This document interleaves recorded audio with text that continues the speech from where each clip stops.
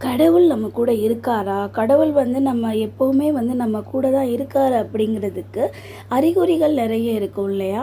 So, அதனால வந்து நம்ம எவ்வளவோ வந்து ஏங்கி கடவுள கும்பிட்டு கடவுள அவ்வளோ நம்பி எத்தனையோ விஷயங்கள கடவுளுக்காக பண்ணியிருப்போம்.